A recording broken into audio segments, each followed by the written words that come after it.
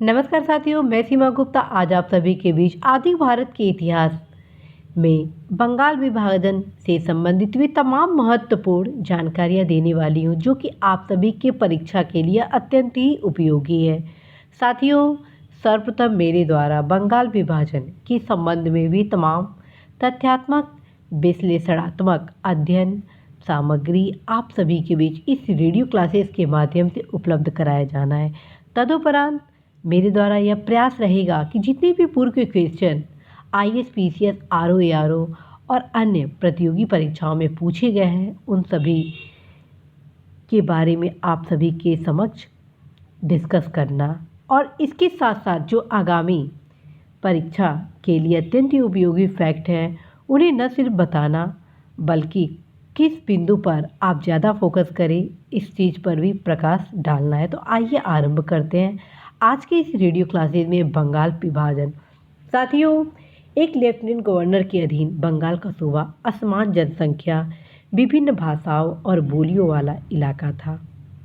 इसके विभिन्न भागों की आर्थिक प्रगति भी असमान थी और ऐसे कई कारण को गिनाकर बंगाल विभाजन की पृष्ठभूमि तैयार की गई, जिसका मूल उद्देश्य प्रशासकीय सुविधा न होकर बल्कि भारत में फूट डालो राज करो के नीति के साथ साथ भारत में एक असमानता का भाव विकसित करने की नीति ब्रिटिश शासकों की थी, क्योंकि भारत की जो विरासत थी उस पर सबसे बड़ा कुठाराघात बंगाल के विभाजन के क्रम को आगे बढ़ाकर अंग्रेजों द्वारा लाया जाना था। यद्यपि कर्जन ने स्वीकार किया है कि राज्य के विभाजन के पीछे उत्तरदायी कारक प्रशासनिक पुनर्व्यवस्था था, किंतु उसका वास्तविक उद्देश्य बंगाल में राष्ट्रीय आंदोलन को कमजोर करने का था। उसका मानना था कि राष्ट्रवादी उभार की दृष्टि से तत्कालीन बंगाल एक बड़ी शक्ति है जो विभाजित होने से कमज़ोर हो जाएगी, क्योंकि साथियों एकता में बहुत ही शक्ति होती है और इस एकता को व्यक्ति बिखेर कर तोड़ना चाहते हैं और उसी की नीति के तहत बंगाल विभाजन का कार्य अंग्रेज़ों द्वारा किया जा रहा था।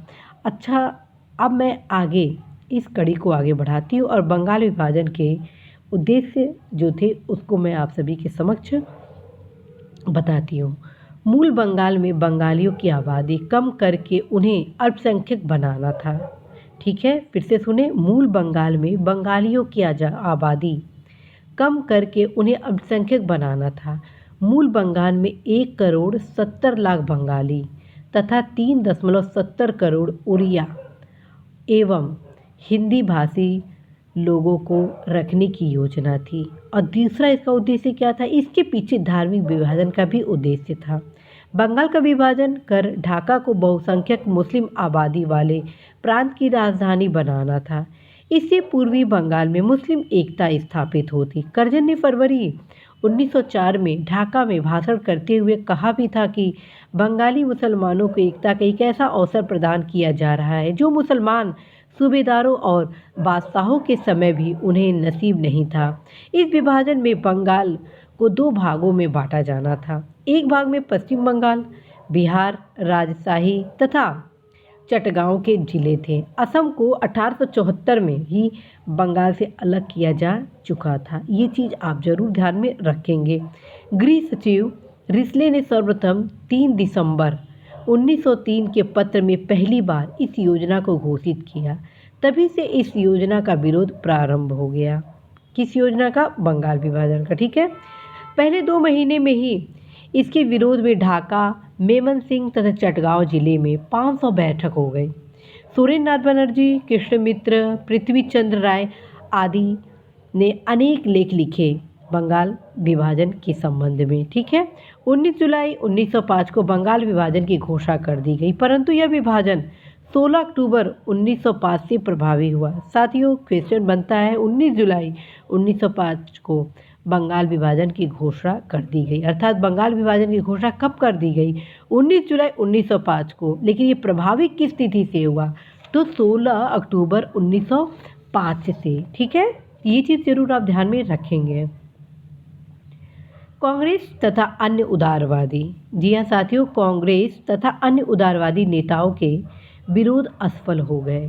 7 अगस्त 1905 को कलकत्ता के टाउन हॉल में एक ऐतिहासिक बैठक का आयोजन स्वदेशी आंदोलन को विधिवत घोषणा के साथ की गई। ठीक है, इसमें विदेशी वस्तुओं के बहिष्कार का निर्णय भी लिया गया था। विदेशी वस्तुओं के बहिष्कार का कार्यक्रम सबसे पहले कृष्ण कुमार मित्र की साप्ताहिक पत्रिका संजीवनी के 13 जुलाई 1905 के अंक में सुझाया गया था। साथियों, संजीवनी पत्रिका किसकी है? कृष्ण कुमार मित्र। और इन्हीं की पत्रिका में सर्वप्रथम विदेशी वस्तुओं के बहिष्कार के संबंधी पक्ष रखा गया था। ठीक है, हर एक तथ्य को साथियों आप अवश्य ही ध्यान में रखेंगे। निश्चित रूप से यह रेडियो क्लासेस आप सभी के लिए बेहद उपयोगी सिद्ध होना है। 16 अक्टूबर 1905 को बंगाल का विभाजन हुआ। जैसा कि माना जाता है कि कुछ बुरे शासक भी अच्छे परिणाम पैदा करते हैं, इस विभाजन से राष्ट्रीय आंदोलन में तीव्रता आ गई। 16 अक्टूबर के दिन रक्षाबंधन का त्यौहार मनाया गया। क्वेश्चन आता है कि 16 अक्टूबर को किस त्यौहार के रूप में मनाया गया? तो उत्तर हो जाएगा साथियों, रक्षाबंधन का त्यौहार मनाया गया, जो बंगाली एकता का प्रतीक था। टैगोर ने नारा दिया, अमार सोनार बांग्ला और एकला चलो रे। टैगोर ने नारा दिया, अमार सोनार बांग्ला और एकला चलो रे। कृष्ण कुमार मित्र ने स्वदेशी का विचार दिया और रविन्द्रनाथ टैगोर एवं रामेंद्र त्रिपाठी ने आत्मशक्ति पर बल दिए। ये सभी तथ्य आपको ध्यान में रखने होंगे। स्वदेशी बहिष्कार, राष्ट्रीय शिक्षा और राष्ट्रीय उद्योग पर बल दिया गया। पीसी राय तथा नील रत्न सरकार के प्रयासों से केमिकल उद्योग की स्थापना हुई। इस आंदोलन में विद्यार्थियों ने भी अपार संख्या में बहुत बढ़ चढ़कर हिस्सा लिए। विद्यार्थियों की जो भूमिका थी इस आंदोलन में अत्यंत ही सराहनीय थी। उन्हें डराने के लिए कर्जन ने 22 अक्टूबर 1905 को कार्लाइल सर्कुलर जैसे कदम उठाए। और साथियों, ये परीक्षा में भी कार्लाइल सर्कुलर के बारे में पूछा जाता है, इसलिए आप अवश्य ध्यान में रखेंगे। इसमें धमकी दी गई कि राष्ट्रवादी शिक्षण संस्थाओं को अनुदान, छात्रवृत्ति और प्लस विश्वविद्यालय की संबद्धता जो थी उसको वंचित कर दिया जाना था। और इस प्रकार से युवाओं को दबाने का प्रयास किया गया था कार्लाइल सर्कुलर के माध्यम से। ठीक है, सरकार के कार्लाइल सर्कुलर के विरोध में राष्ट्रीय शिक्षा पर बल दिया गया। सतीश चंद्र मुखर्जी और अरविंद घोष ने राष्ट्रीय शिक्षा के विकास में महत्वपूर्ण योगदान दिए। सतीश चंद्र ने डॉन सोसाइटी की स्थापना की। 9 नवंबर को सुबेद मलिक ने इस आंदोलन 1 लाख की बड़ी राशि प्रदान की। फिर से सुने, सतीश चंद्र ने डॉन सोसाइटी की स्थापना की और 9 नवंबर को सुबोध मलिक ने इस आंदोलन को 1 लाख की बड़ी राशि प्रदान की।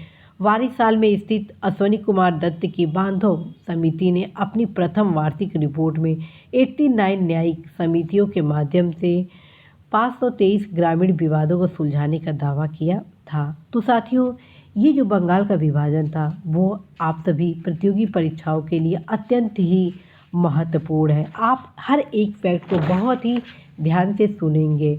साथियों, 1906 के पश्चात बिपिन चंद्र पाल की न्यू इंडिया, अरविंद घोष की वंदे मातरम, बंदोपाध्याय उपाध्याय की संध्या एवं वारिंद कुमार घोष से संबंध समूह की युगांतर नामक पत्रिका स्वराज्य के लिए संघर्ष का आह्वान करने लगी। फिर से सुने, देखिए, न सिर्फ मैं इस आंदोलन के बारे में बता रही हूँ बल्कि किन किन की पत्रिका थी ये भी मैं आप सभी को बताते जा रही हूँ, जो कि परीक्षा में पूछे जाते हैं। जैसे 1906 के पश्चात बिपिन चंद्रपाल की न्यू इंडिया, अरविंद घोष की वंदे मातरम, ब्रह्म बांधव उपाध्याय की संध्या एवं वारिंद कुमार घोष से संबंध समूह की युगांतर नामक पत्रिका स्वराज्य के संघर्ष का आह्वान करने लगी। फ्रेंड्स, मई 1906 में उग्रवादी नेताओं ने प्रतिमा पूजा के साथ शिवाजी उत्सव मनाने पर बल दिया। बिपिन चंद्र पाल ने ऐसे विचारों को इस आधार पर अत्यंत ही प्रासंगिक बताया कि धर्म तथा राष्ट्रीय जीवन को एक दूसरे से अलग नहीं किया जा सकता है, बल्कि इस चेतना को प्रचारित प्रसारित कर हम अपने इस आंदोलन के उद्देश्य को प्राप्त कर सकते हैं। ब्रह्म बंदोपाध्याय ने तो यहाँ तक इस विषय में कहा कि तुम कुछ भी सीखो, कुछ भी कहो, कुछ भी करो, परंतु बंगाली बने रहो, हिंदू बने रहो। वंदे मातरम में अरविंद घोष ने हिंदू समाज के वर्ग विभाजन में जनतंत्र यहाँ तक कि समाजवाद बीज ढूंढ निकाले, परंतु कुछ नेताओं ने इस पुनरुत्थानवादी तत्व की आलोचना भी की। जैसा कि साथियों आप देखिए हैं कि समाज में यदि अच्छे लोग होते हैं तो कुछ संख्या में बुरे लोग भी होते हैं।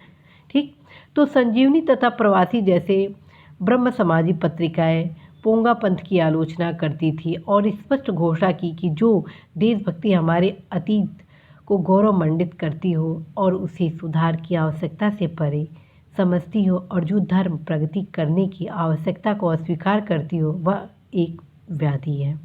यह उक्ति शिवनाथ शास्त्री ने प्रवासी में लिखी थी। ठीक है, नेक्स्ट, कृष्ण कुमार मित्र की एंटी सर्कुलर सोसाइटी ने, जी हाँ साथियों, कृष्ण कुमार मित्र की एंटी सर्कुलर सोसाइटी ने अपने मुसलमान कार्यकर्ताओं तथा शुभचिंतकों की भावनाओं का सम्मान करते हुए शिवाजी उत्सव का बहिष्कार किए और हेमचंद्र कानूनगो जैसे क्रांतिकारी ने भी बाद में तत्कालीन प्रचलित धार्मिकता की आलोचना की।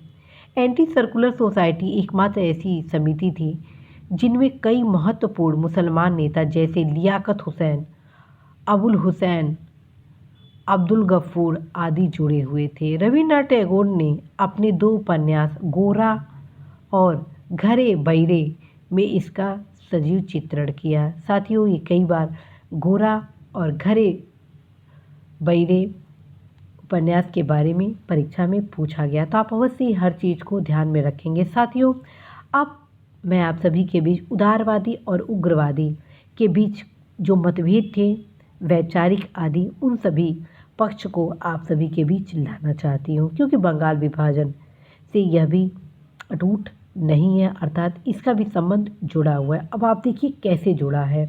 उदारवादी बहिष्कार की नीति को सिर्फ बंगाल तक रखना चाहते थे, जबकि उग्रवादी इसे संपूर्ण भारत में फैलाना चाहते थे। ठीक है, उदारवादियों के लिए बहिष्कार का अर्थ केवल ब्रिटिश वस्तुओं का बहिष्कार था, जबकि उग्रवादी ब्रिटिश व्यवस्था से जुड़ी सभी चीज़ों का बहिष्कार करना चाहते थे।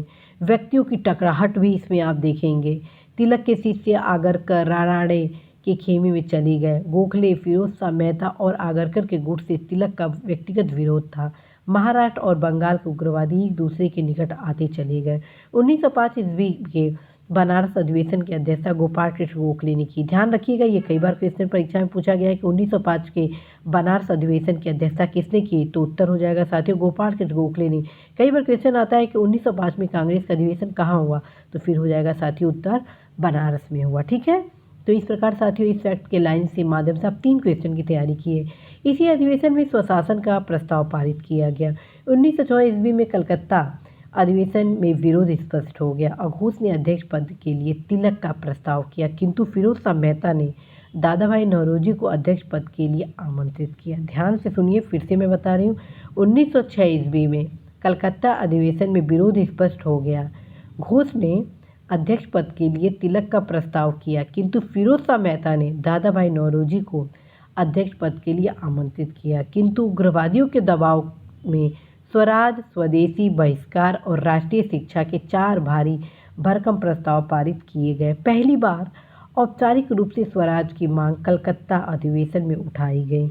इससे पहले ही दादा भाई नौरोजी ने अंतर्राष्ट्रीय सोशलिस्ट कांग्रेस में भाषण देते हुए भारत को स्वशासन तथा दूसरे ब्रिटिश उपनिवेश की तरह का दर्जा देने की मांग की थी। 1905 के बनारस अधिवेशन में भेजे गए अपने संदेश में उन्होंने कहा था कि भारत की समस्याओं के एकमात्र समाधान स्वशासन ही है। साथियों, अब हम आते हैं 1907 में क्या हुआ। 1907 में अगला अधिवेशन, कांग्रेस का अगला अधिवेशन नागपुर में होना था, किंतु नागपुर में तिलक गुट का पलड़ा भारी हो सकता था, इसलिए अंतिम समय में इसका स्थान बदलकर सूरत रखा गया। यह क्वेश्चन कई बार पूछा गया है कि 1907 का अधिवेशन कहाँ होना था और उसका स्थान परिवर्तित करके सूरत कर दिया गया। तो होना था नागपुर में, लेकिन उसका स्थान क्यों परिवर्तित किया गया, सूरत किया गया, क्योंकि यहाँ पर आपके नागपुर में तिलक गुट का पलड़ा भारी हो रहा था, जिसके कारण स्थान बदलकर सूरत कर दिया गया। ठीक है, और यह आपका हिस्टोरिकल ईयर है, इसलिए आप ध्यान से सुनेंगे। ठीक है, सूरत के विभाजन का तात्कालिक कारण अध्यक्षों के चुनाव का मुद्दा था। उग्रवादी अपना अध्यक्ष निर्वाचित करना चाहते थे, जबकि उदारवादी इसका विरोध करते थे। उग्रवादी स्वदेशी, स्वराज, बहिष्कार और राष्ट्रीय शिक्षा के 4 प्रस्ताव पर गारंटी चाहते थे, जबकि उदारवादी गारंटी देने को तैयार नहीं थे। साथियों, उदारवादियों ने रासबिहारी बोस को अध्यक्ष चुना और उग्रवादियों ने इस पर विरोध प्रकट किया। इसके परिणाम स्वरूप कांग्रेस का विभाजन हो गया और उग्रवादी कांग्रेस से बाहर हो गए। साथ ही क्वेश्चन बनता है कि 1907 के सूरत अधिवेशन की अध्यक्षता किसने किया, तो उत्तर हो जाएगा रासबिहारी घोष ने किया। ठीक है, ये कई बार क्वेश्चन पूछा गया है और रिपीट होने की भी संभावना है, इसलिए आप अवश्य इस तथ्य को ध्यान में रखेंगे। साथियों, बंग भंग आंदोलन ने राष्ट्रवाद को एक नई दिशा और दशा दी। वारी साल सम्मेलन जो 1906 में के अध्यक्ष एस अब्दुल रसूल ने कहा था, पिछले 50 से 100 सालों के दौरान हम जो हासिल नहीं कर सके वह हमने 6 महीने में हासिल कर लिया और हमें यहाँ तक पहुँचाया है बंगाल विभाजन ने। लोकमान्य तिलक ने पूरे देश में, विशेषकर बम्बई तथा पुणे में इस आंदोलन को लोकप्रिय बनाया। लाला लाजपत राय और अजीत सिंह ने पंजाब तथा उत्तर प्रदेश के अन्य क्षेत्रों में इस आंदोलन को पहुंचाया। उत्तर भारत में रावलपिंडी, कांगड़ा, मुल्तान तथा हरिद्वार में स्वदेशी आंदोलन ने खूब जोर पकड़ा। साथियों, सैयद हैदर रजा ने दिल्ली में इस आंदोलन का नेतृत्व किया, जहां बिपिन चंद्र पाल ने अपने भाषणों से इस आंदोलन को और भी मजबूत बनाया। वहीं इस आंदोलन में संघर्ष की जितनी भी धाराएं फूटी, उनमें सबसे अधिक सफलता मिली विदेशी माल के बहिष्कार आंदोलन की। साथियों, कई बार क्वेश्चन आया है कि इस आंदोलन में सबसे ज़्यादा सफलता किस क्षेत्र में मिली, तो वही रहा विदेशी माल के बहिष्कार आंदोलन में। ठीक है, स्वदेशी आंदोलन की दूसरी सबसे बड़ी विशेषता थी कि इसने आत्मनिर्भरता एवं आत्म शक्ति का नारा दिया। टैगोर के शांति निकेतन की तर्ज पर बंगाल नेशनल कॉलेज की स्थापना की गई। इसके पहले प्राचार्य अरविंद घोष बने। अगस्त 1906 में राष्ट्रीय शिक्षा परिषद का गठन हुआ, जिसका उद्देश्य था साथियों राष्ट्रीय नियंत्रण के तहत जनता को एक तरह का साहित्यिक, वैज्ञानिक एवं तकनीकी शिक्षा देना जो राष्ट्रीय जीवन धारा से जुड़ा हो। शिक्षा का माध्यम वे देसी भाषाएं बनी जो क्षेत्र विशेष में प्रचलित थी। तकनीकी शिक्षा के लिए बंगाल इंस्टीट्यूट की स्थापना की गई। कला के क्षेत्र में भी स्वदेशी प्रवृत्ति विकसित हुई। अवनींद्रनाथ टैगोर ने भारतीय कला पर पाश्चात्य आधिपत्य को तोड़ा तथा मुगलों, राजपूतों की समृद्ध स्वदेशी पारंपरिक कलाओं व अजंता की चित्रकला से प्रेरणा ग्रहण की। 1906 में स्थापित Indian society of oriental arts की पहली छात्रवृत्ति नंदलाल बोस को मिली। साथ ही ये परीक्षा में ऑलरेडी पूछा गया है कि 1906 में स्थापित Indian society for of oriental arts की पहली छात्रवृत्ति किसे मिली, तो नंदलाल बोस को मिली। ठीक है, विज्ञान के क्षेत्र में जगदीश चंद्र बसु और प्रफुल्ल राय की महत्वपूर्ण भूमिका रही। 1907 और 1908 के मध्य अश्विनी कुमार दत्त और कृष्ण कुमार मित्र को बंगाल से निर्वासित कर दिया गया। मद्रास में चिदम्बरम पिल्लई तथा हरि सर्वोत्तम राव को गिरफ्तार कर लिया गया। साथियों, इस आंदोलन के दौरान अनेक समितियों का निर्माण हुआ। इनमें प्रमुख थी dance society, anti circular society, स्वदेश बांधव समिति, व्रती अनुशीलन समिति, सुरहिंद समिति, साधना समिति। और साथियों, आप देखेंगे कि उग्रवाद का यदि क्षेत्रीय विस्तार का आकलन किया जाए तो बिहार और असम में उग्रवाद बहुत लोकप्रियता प्राप्त नहीं कर सका, क्योंकि यहाँ का अभिजात्य वर्ग बंगाली बाबुओं से खुश नहीं थे। संयुक्त प्रांत में मोतीलाल नेहरू ने आत्मशक्ति और स्वदेशी पर अत्यधिक बल दिए, जबकि संयुक्त प्रांत के बनारस में उग्रवाद प्रचंड रूप से पनपा। यहाँ मराठी तथा विशेष रूप से बंगाली बड़ी संख्या में रहते थे। इन्होंने मुख्याचरण समाधान के माध्यम से कलकत्ता से संपर्क बनाए रखे। और आपको बताना है कि सूरत में कांग्रेस का अधिवेशन 1907 में हुआ, जिसमें कुंवर जी मेहता तथा कल्याण जी मेहता ने भाग लिया। ये क्वेश्चन ऐसे हैं जो कई बार परीक्षा में पूछे गए हैं। पंजाब में लाला हरकिशन लाल ने पंजाबी अखबार निकाला। इसका आदर्श वाक्य था, किसी भी मूल्य पर स्वावलंबन। 1906 ईस्वी तक यहाँ का उग्रवाद बंगाल की तुलना में नरम ही रहा। व्यवहार में यहाँ पर बहिष्कार के स्थान पर रचनात्मक कार्यक्रम पर ही अधिक बल दिया गया और प्रायः नरम दलीय कांग्रेसियों के साथ तथा मोहम्मद शफी और फजले हुसैन के नेतृत्व वाले एक मुस्लिम समूह के साथ संयुक्त कार्रवाई का प्रयास करता रहा। परंतु 1906 में पारित चुनाव कॉलोनी बिल ने जनता को आंदोलित कर दिया। इसके विरुद्ध जो आंदोलन संगठित हुआ उसका नेतृत्व जमींदार के संपादक सिराजुद्दीन के हाथों में आ गया। आगे लाजपत राय तथा भगत सिंह के चाचा अजीत सिंह पंजाब में विरोध के नेता हो गए। साथियों, इस प्रकार से आप देखेंगे कि बंगाल विभाजन भारत के इतिहास में एक अत्यंत ही महत्वपूर्ण भूमिका को निभाया। अब हम देखते हैं इस टॉपिक से रिलेटेड वे तमाम महत्वपूर्ण प्रश्न जो कि आप सभी की परीक्षा में कई बार पूछे गए हैं और आप सभी की परीक्षा में आने की संभावना है। पहला क्वेश्चन बनता है साथियों, बंग विरोधी आंदोलन का प्रारंभ किस तिथि से हुआ? तो इसके बारे में सुने। ब्रिटिश सरकार ने 19 जुलाई 1905 को बंगाल विभाजन के निर्णय की घोषणा कर दी और 7 अगस्त 1905 को कलकत्ता के टाउन हॉल में एक ऐतिहासिक बैठक में स्वदेशी आंदोलन की विधिवत घोषणा कर दी गई। इसमें ऐतिहासिक बहिष्कार का प्रस्ताव पारित हुआ और इसी के बाद से बंगाल के विभिन्न क्षेत्रों में बंग विरोधी आंदोलन औपचारिक रूप से एकजुट होकर प्रारंभ हो गया और 16 अक्टूबर 1905 को बंगाल विभाजन प्रभावी हो गया। इस प्रकार से साथियों इसका सही उत्तर होगा आपका 7 अगस्त 1905 को, अर्थात बंग विरोधी आंदोलन प्रारंभ इसी तिथि से हुआ। ठीक है। अब अगला क्वेश्चन आपका ये बनेगा कि भारतीय स्वतंत्रता संग्राम के संदर्भ में 16 अक्टूबर 1905 क्यों प्रसिद्ध है? तो इसका उत्तर हो जाएगा बंगाल का विभाजन। ठीक है। एक क्वेश्चन ये बनता है कि बंगाल के विभाजन के बाद कौन सा आंदोलन शुरू हुआ? तो उत्तर हो जाएगा साथियों स्वदेशी आंदोलन। जी हाँ साथियों, उत्तर हो जाएगा स्वदेशी आंदोलन। जब बंगाल के विभाजन के क्रम में आंदोलन हो रहा था तो उसी दौरान स्वदेशी आंदोलन हुआ जिसमें पाश्चात्य वस्तुओं का बहिष्कार किया जाना था। और नेक्स्ट क्वेश्चन है कि 1905 में बंगाल विभाजन किस वायसराय ने किया? क्वेश्चन ये कई बार रिपीटेड है कि 1905 में बंगाल विभाजन किस वायसराय ने किया? तो इसका उत्तर हो जाएगा लॉर्ड कर्जन। ठीक है, इसको जरूर आप ध्यान में रखेंगे। और एक क्वेश्चन ये भी बनता है साथियों कि बंगाल के विभाजन के समय बंगाल का लेफ्टिनेंट गवर्नर कौन था? तो लेफ्टिनेंट गवर्नर यदि आ जाए तो इसका उत्तर हो जाएगा sir Andrews Fraser. Sir Andrews Fraser हो जाएगा। ठीक है। और एक क्वेश्चन ये बनेगा आपका कि बंगाल के विभाजन के विरोध में हुए आंदोलन का नेतृत्व किसने किया? तो उत्तर हो जाएगा आपका सुरेंद्रनाथ बनर्जी। नेक्स्ट क्वेश्चन है कि स्वदेशी आंदोलन का आलोचक था एवं पूर्व तथा पाश्चात्य के मध्य एक बेहतर संबंध का कौन समर्थक था? तब उत्तर हो जाएगा R.N. टैगोर। R.N. टैगोर। ठीक है।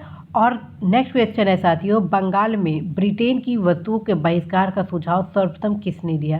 तब उत्तर हो जाएगा साथियों आपका कृष्ण कुमार मित्र। ठीक है, कृष्ण कुमार मित्र ने बंगाल में ब्रिटेन की वस्तुओं के बहिष्कार के सुझाव सर्वप्रथम यही दिए थे। ठीक है। और बंगाल विभाजन के प्रस्ताव के विरोध में बांग्ला पत्रिका संजीवनी के संपादक कृष्ण कुमार मित्र ने अपनी पत्रिका में इसका सुझाव दिए थे। ठीक है। इस प्रकार साथियों आप हर एक प्रश्न को बहुत ही गौर से सुनेंगे ताकि एक भी क्वेश्चन आपका गलत ना हो। साथियों क्वेश्चन ये भी बनता है कि ब्रिटिश वस्तुओं के बहिष्कार को राष्ट्रीय नीति के रूप में अपनाया गया था तो 1905 में। ठीक है। बंगाल का विभाजन मुख्यतः किया गया था तो बंगाली राष्ट्रवाद की वृद्धि को दुर्बल करने के लिए। एक छोटे छोटे से ऐसे फैक्ट हैं जिनको आप अवश्य ध्यान में रखेंगे। साथियों कई बार आ जाता है कि बंगाल विभाजन के विरुद्ध राष्ट्रवादियों ने किस किस कार्यक्रम को शामिल किए थे? तो बाइकआउट को किए थे, स्वदेशी को किए थे और राष्ट्रीय शिक्षा, ये तीनों कार्यक्रम के हिस्से थे। ठीक है। स्वदेशी और बहिष्कार पहली बार किस घटना के दौरान विधिवत रूप से अपनाई गई? तब उत्तर हो जाएगा आपका बंगाल विभाजन के विरुद्ध आंदोलन के परिणाम स्वरूप। ठीक है। क्वेश्चन आ जाता है कि स्वदेशी आंदोलन के प्रारंभ का तात्कालिक कारण क्या था? तब उत्तर हो जाएगा लॉर्ड कर्जन द्वारा किया गया बंगाल का विभाजन। एक क्वेश्चन ये बनेगा कि बंगाल 1905 में विभाजित हुआ जिसके विरोध में फलस्वरूप यह दोबारा विभाजित हुआ। ठीक है। तो उत्तर हो जाएगा 1911। फिर से सुने, दिसंबर 1911 में ब्रिटिश सम्राट जॉर्ज पंचम और महारानी मेरी के भारत आगमन पर उनके स्वागत हेतु दिल्ली में एक दरबार का आयोजन किया गया। दिल्ली दरबार में ही 12 दिसंबर 1911 को सम्राट ने बंगाल विभाजन को रद्द घोषित किया। कई बार ये क्वेश्चन किया पूछा जाता है कि जो बंगाल विभाजन किया गया था 1905 को, वो कब रद्द किया गया? तो 1911। तो ये दो तिथि बहुत इंपॉर्टेंट है, 1905 और 1911। किसी भी रूप से आप भूलेंगे नहीं, क्योंकि रिपीट होने की संभावना है। साथियों, एक क्वेश्चन ये बनेगा कि मद्रास में स्वदेशी आंदोलन का नेतृत्व किसने किया? ठीक, तो चिदम्बरम पिल्लई ने किया था। ठीक है। और क्वेश्चन आएगा कि किसने स्वदेशी आंदोलन का नेतृत्व दिल्ली में किया? तो जब दिल्ली का हो जाएगा तो सैयद हैदर रजा ने किया था। तो साथियों, इस प्रकार से कई क्वेश्चन आपके बनने की संभावना है। और जब आप इस चैप्टर को बखूबी रूप से अध्ययन किए रहेंगे तो निश्चित रूप से कोई भी क्वेश्चन साथियों आपका गलत नहीं होने पाएगा। एक क्वेश्चन ये भी बनने की संभावना है कि भारत की प्राचीन कला परंपराओं को पुनर्जीवित करने के लिए एक Indian society of oriental art की स्थापना की थी। तो अवनींद्रनाथ टैगोर ने इसी दौरान ये सब सारी कालक्रम की घटनाएं हैं। एक क्वेश्चन ये भी पूछा जाता है कि ब्रिटिश पत्रकार H.W. नेविंसन जुड़े हैं किस आंदोलन से? ब्रिटिश पत्रकार H.W. नेविंसन किस आंदोलन से जुड़े हैं? तो साथियों, ये हो जाएगा स्वदेशी आंदोलन से। तो आप अवश्य ही इन तमाम प्रश्नों का सही उत्तर देंगे, ऐसा मैं अपेक्षा करती हूँ। साथियों, आप जब भी खाली हो अवश्य ही इस रेडियो क्लास को कई बार सुने। सोने से पहले यदि आप एक बार हिस्ट्री से संबंधित इस रेडियो क्लासेस को सुनेंगे तो निश्चित रूप से आप सभी को लाभ मिलेगा ही मिलेगा। साथियों, रेडियो क्लासेस का यदि लाभ आप उठाना चाहते हैं तो इसको आप साइंटिफिक रूप से लाभ उठाइए। सबसे पहले आप रेडियो क्लासेस को सुने, जैसा कि आज मैं आप सभी को बंगाल विभाजन से संबंधित रेडियो क्लासेस प्रोवाइड कराई। उसके बाद आप क्या करिए, जस्ट ये क्लास सुनने के बाद तत्काल अपने पुस्तक से इस पूरे चैप्टर को पढ़ डालिए।